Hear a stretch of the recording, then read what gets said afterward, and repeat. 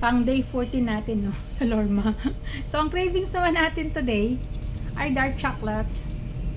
So, tikman natin to. Hindi kasi ako pwede sa chocolate na sugar eh.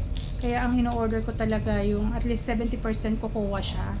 And then, dapat dark chocolate with no sugar. Bawal sa akin na may sugar. Sa wakas, mayroon palang TikTok shop nga naman kahit saan. So, nakita ko sa TikTok. So, nag-order ako ng... Actually, marami na yan. Kasi pag kumakain ako ng chocolate, one bite lang talaga. Pag, katulad ngayon, nag-oral intake ako ng antibiotics. Sobrang pait. As in, sobrang pait, no? Ayan, no? Sarap, oh. Sa bahay, marami din akong stock nito. Naka-stock dun sa aking... Meron ako sa bahay, grocery area. Nag-stock din ako nito sa bahay. So, tikman natin. Mapait. Mapait siya. Tilisa, ka. Tilisa. Ay, umarap na Tilisa sa camera. So, day 14 natin dito sa Lorma. Pan 2 weeks natin. Actually, pwede na ako umuwi kasi nag-oral intake ako ng gamot. So, babalik na lang ako after 2 months. So, wala na akong suwero. Pero magapo din yan. So, yun ang cravings natin. At saka, syempre, yung ating almond. Almond. Dami kong almond. I love almond. Ito lang talaga kinakain ko eh. Na-snap. Sa last 4 years, no? Mula nung ako yung nagkaroon ng papillary carcinoma. Ayoko ng chichirya. Ayoko ng soft drinks or anything, no? So, siguro, perks ko lang kumain ng ganito, dark chocolates. Sa almond.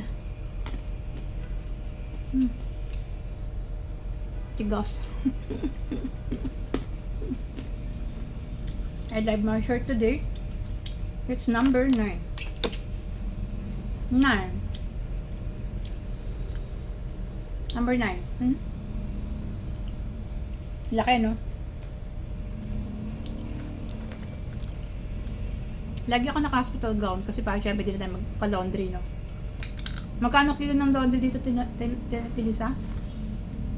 Ano ba yan? Kasi yung kasama kumot na nagpalaba tayo, 200 plus lang. 200 plus. Usually 250 palaba namin. Twice a week. Hap. Okay na sa akin maka 8 pieces a day. Satisfied lang yung cravings. Okay.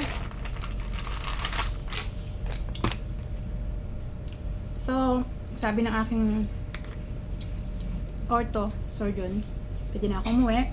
Then after 2 months babalik, i-remove yung external fixator. Kukuha ng nag-bone grafting, kukuha sa tagiliran ng buto, ilalagay dun sa binte, dun sa may gap sa fracture. Tapos sila ibabalik yung implant. Mas mabilis daw kasi ang healing pag gano'n. One more! Isa pa! Kain po tayo. Si Pem, hinahanap na ako ni Pem sa bahay.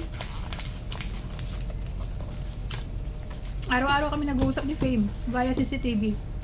Lagi ko siya pinapanood. Kasi nagpakabit ako ng CCTV sa first floor sa second floor ng bahay. Kain kayo.